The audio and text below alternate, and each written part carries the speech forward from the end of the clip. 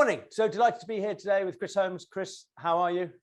Very well, thank you, Nick. Very well. Thank you for joining me. So listen, you've got expertise in identifying and developing talent. How have you found businesses have been adapting to the shifting demands, and where are we now in the world of talent recruitment and identification? It's been impressive, to be honest, Nick. We've seen companies really reacting to the challenge and opening up to taking ideas from all levels of the organisation. And to be honest, we've all been through something that generations will never go through. We could have never imagined what we've just lived through. People will be reading about this in their school textbooks for centuries to come, and we've lived through it. So the way that people have reacted in a whole series of different ways, really impressive. And it does go to the heart of exactly that point. Ultimately, it's about talent, and it's about that human talent. How has digital and technology fed into that from your perspective? It's massively increased deployment. I mean, we're talking on Zoom now, and who could have imagined that it would be possible for business to carry on, particularly when we think back to March 2020, it enabled us to carry on. It's been incredibly hard work when you have a whole day of Zoom meetings, as everybody on this will appreciate. Yes. But it shows that when the need is there, technology can be deployed. And hopefully that concept will continue through to show that you don't necessarily need to have a huge lead-in time. You don't need to have a multi-million technology transformation. You can sometimes just do some really cute, really discreet things where that combination of talent leading the technology can really make such a difference. And do you think because of the last year, kind of people are more amenable to try new things? Or was it inevitable? There's nothing like a situation where, in many ways, we had to react if we were going to be able to continue. And that opened up the moment, the now, the possible. And we should be able to carry that through, really, to understand that just do it. You know, that great Nike slogan from the 90s, just do it sometimes. You're a Paralympic champion. How did you find the Olympics, the Paralympics, I should say? And what benefits do you think we're going to see moving forward from it? It was tremendous that Tokyo got the games on. My heart goes out to them in terms of their obviously restraint in terms of being able to deliver the benefits for the people, the commercial benefits, all that stuff. But it's nothing short of miraculous that they got the athletes there. The games went on. There were stunning, gravity-defying sporting accomplishments, and they got all the teams crucially, safely and successfully, but crucially safely back home.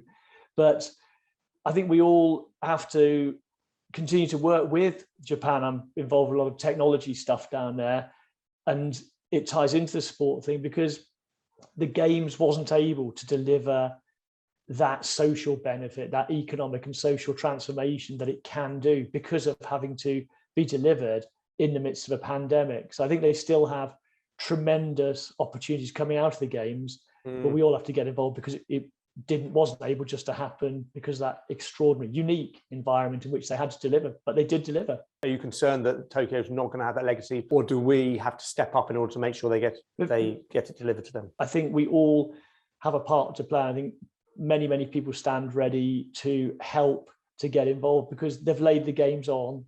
They had so many plans. Those plans can still be realized because they staged the games, but it'll just take a bit more work, a bit more consideration. And one of the greatest legacies that can come out of the games is really that transformation of society for disabled people, economic, social, psychological transformation, which can come through having hosted the Paralympic Games. And that should be pretty exciting for anybody who wants to get involved with that. Diversity and inclusion, obviously a massive subject. Where are we with the conversation? And how's it shifted from your perspective? And are you positive about the conversation going forward, or are we stuck in a rut, I suppose? I'm really positive about inclusion, diversity, equity. We're on a journey. Every nation, every organization's on a journey. We're not in a bad place, but it's a constant, it's a journey, it's not a destination. I think we can truly excel if we enable all of us as individuals, companies, corporates, communities, cities, countries, and indeed a connected world to understand that it is that combination of inclusion and innovation and talent and technology that can really lead us to just move faster towards a more inclusive and more optimal society. It's a tricky world out there right now. You see some real serious issues, state actors, individual acts. It's tricky. There's retreatism, populism, nationalism, protectionism, but none of that means that the opportunity is any less to really drive forward. And we have to do it in an inclusive way, drawing in all the diverse talent that we can, because if we consider the most existential challenges of our time, climate, energy, mobility, health, education, they're all global, and we can act. And technology enables us now to connect with people and really shrink the size of the planet. But we need to ensure that in shrinking the planet through connectivity, we expand the planet for generations to come. And that will only come through really enabling all of the bright, beautiful, diverse talent in inclusive cultures right around the world. With that message, kind of, I suppose the final question to you is, from your perspective on a personal level, what are you looking forward to? And kind of what can you share with us that excites you coming forward? More and more human interaction, connecting across the country, in person, be it in the parliamentary work that I'm doing around digital inclusion, financial inclusion, around all the new technologies, a lot of work in AI, distributed ledger, blockchain. Fortunately, earlier this year, I joined the Science and Technology Committee. It was brilliant work we're doing. That was just in the middle of a nature-based solutions inquiry.